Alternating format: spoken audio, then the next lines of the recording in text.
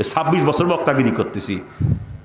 বর্তমানে প্রতি মাসে একটা গাড়ি কেনার টাকা আমি কামাই করি আপনাদের দোয়ায়। 14-15 লাখ টাকা মাসে কামাই করি এখন আমি। 14-15 লাখ।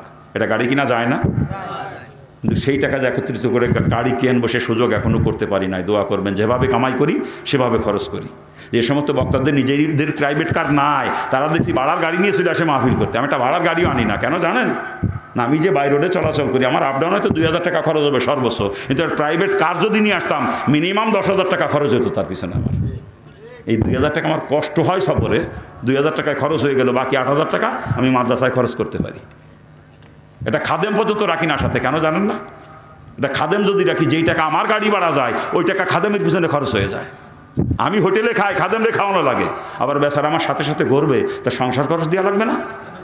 এতে দেখা যায় গাড়ি ভাড়া দিয়ে, খাওয়া খরচ দিয়ে, সংসার খরচ দিয়ে 70-80 হাজার টাকা মাসে খাদেমের পিছনে খরচ হয়, কমপক্ষে 70-80 হাজার। আমি হিসেব করে দেখছি। আমি একা কষ্ট করে চলি, ওই টাকা আমি মাদ্রাসায় খরচ করি। আমি দুনিয়ার কুত্তা না, ভুল বুঝবেন না।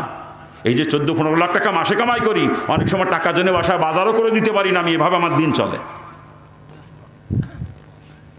এই টাকা দিয়ে মাদ্রাসা চলে, দোয়া করবেন।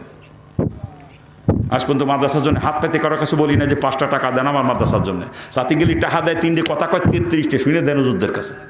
3 টাকা দিয়ে 33 কথা কয়। আমি কি সেই বাপের ঘরে জন্মেছি যে 3 টাকা জন্য 33 কথা শুনবো?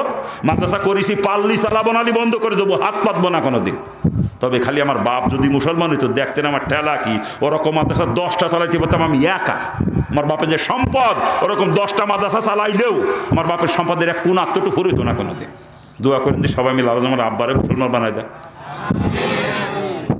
সম্পদের জন্য দোয়া করতে বলি না, সে যেন জাহান্নাম থেকে